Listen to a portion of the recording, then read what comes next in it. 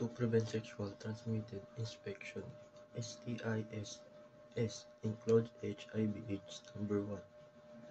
Practice safe sex. Use condom correctly every time you have vaginal or oral sex. Number 2.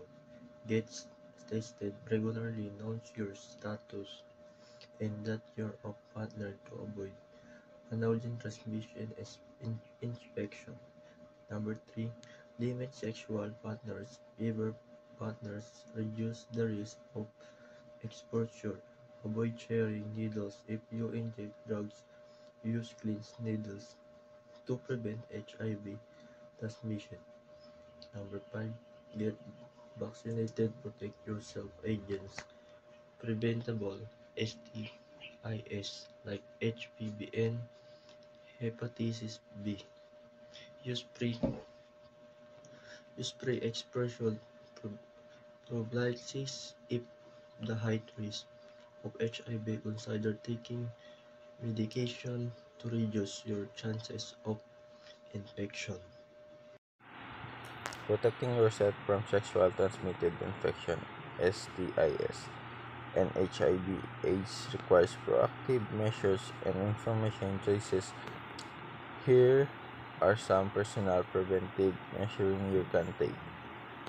Absence. The most effective way to completely avoid STIs and HIV is to abstain from all sexual contact. Vaccination. Vaccines are available for some STIs such as hepatitis B and HPV. Getting vaccinated can significantly reduce your risk of contracting this infection. Reduce number of partners. Limiting the numbers of sexual partners reduce your exposures to different individuals and lower the risk of acquiring an STI. Regular testing. Regular testing for STIs and HIV is crucial for early detection and treatment. If you are diagnosed with an STI, you can receive prompt treatment to prevent further spread and long-term complications. Protecting yourself from sexual transmitted infections, STIs, and HIV and AIDS require taking proactive steps to reduce your risk.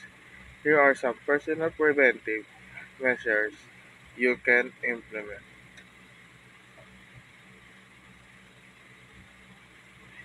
Abstinence, the most effective prevention. 2. Condoms. Use constantly and correctly for all sexual contact. 3. Limit partners. Fewer partners reduce risk. 4. Monogamy.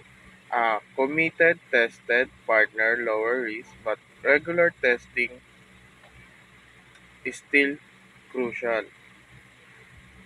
Regular testing essential even without symptoms. 6. Vacations. Get vaccinated against hepatitis B and HPV. PrEP. Consider if a high risk. Avoid needle sharing, crucial for HIV prevention. Open communication, talk to partners about sexual health. Last, seek help. Don't hesitate to get professional support. Remember, personal responsibility is a key to protecting your sexual health.